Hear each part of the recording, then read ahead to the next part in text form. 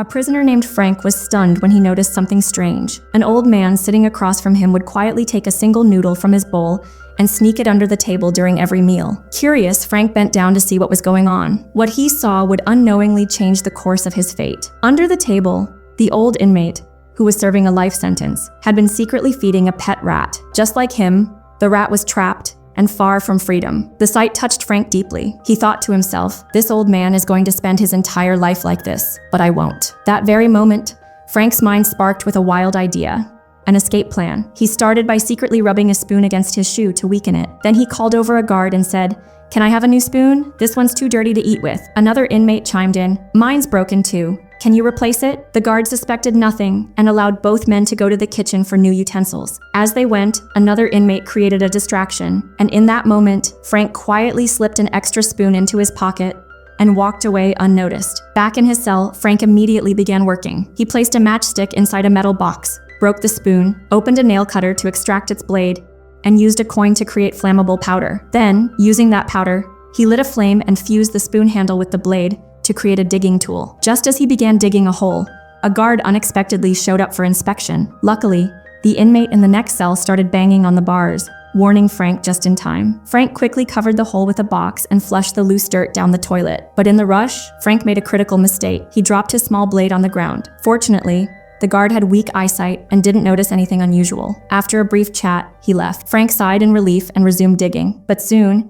he hit a major obstacle: a heavy iron grate welded with thick steel rods. The next day, Frank was taken to the prison workshop to repair sewing machines. On the way, he discreetly dumped the soil in his pocket and began crafting a special tool that could cut through the grate. As he tried to sneak the tool out, he spotted a metal detector at the gate, and just as expected, the alarm blared when he passed through. When the guard asked, Frank held up a wooden and metal clip and said, "I just wanted to make a sturdy clothes clip." The guard questioned him, "Why metal? A wooden one would work too." Frank replied, "I just wanted it to be strong." Suspicious, the guard searched him thoroughly. Pockets, shoes, everything, but found nothing.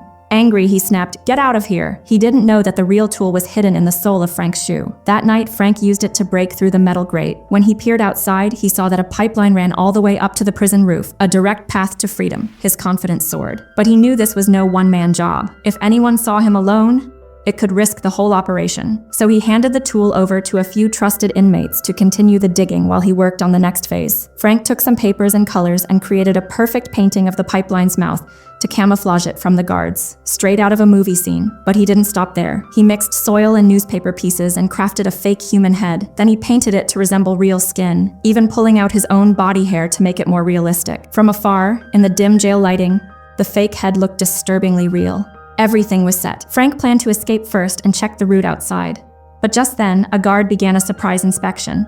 An inmate tried to signal Frank by banging on the bars, but Frank, already outside, couldn't hear a thing. The guard reached Frank's cell and saw someone lying in the bed. He didn't look closely. The fake head had done its job. He turned to leave but began chatting with another inmate. During the conversation, his baton fell. As he bent down to pick it up, he looked back at the bed. Something felt wrong. There had been a loud noise, but the prisoner on the bed didn't flinch. He got suspicious and reached out to touch the sleeping figure. No one knows exactly how Frank made it back into his cell in time, but the team now faced a new challenge. The escape pipe was too high up. Frank couldn't reach it alone.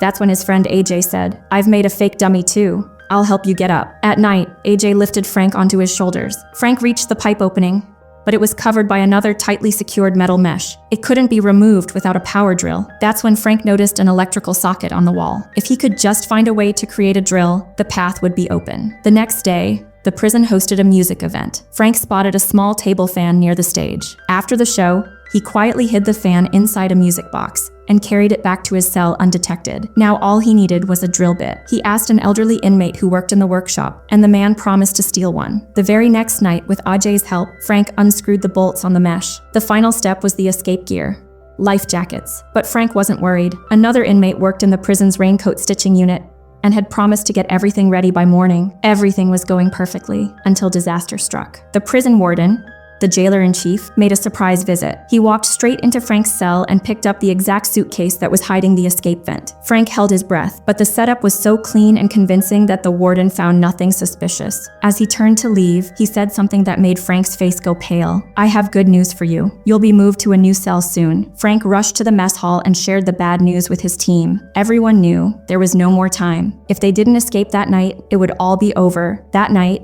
each inmate placed their fake heads on their beds and crawled into the tunnel one by one. None of them knew that a guard nearby was already suspicious and on patrol. Luckily, the fake heads looked so real that he didn't notice a thing. Soon, Frank and two of his companions reached the final vent. They lifted Ajay up first, but as he opened the top, he accidentally dropped the cover, creating a loud bang. A nearby guard immediately turned his searchlight toward the sound, but before he could spot anything, Frank and the others had already climbed onto the roof. They stayed hidden in the shadows and made their way to a pipe that led down the outer wall. One by one, they climbed down and crossed the final prison boundary. Outside, they donned makeshift life jackets crafted from raincoat material and slipped into the sea. Slowly, silently, they vanished into the night. The next morning, a guard entered Frank's cell for a routine check and discovered the horrifying truth. The man on the bed wasn't Frank. It was a dummy. A full-scale manhunt was launched. Helicopters searched the coastline. The sea was combed for days, but there was no trace of Frank or his companions. Eventually, the prison warden gave a public statement. They must have drowned at sea. But the truth? Perhaps only Frank and his friends know that. What do you think? Did Frank really drown in the sea?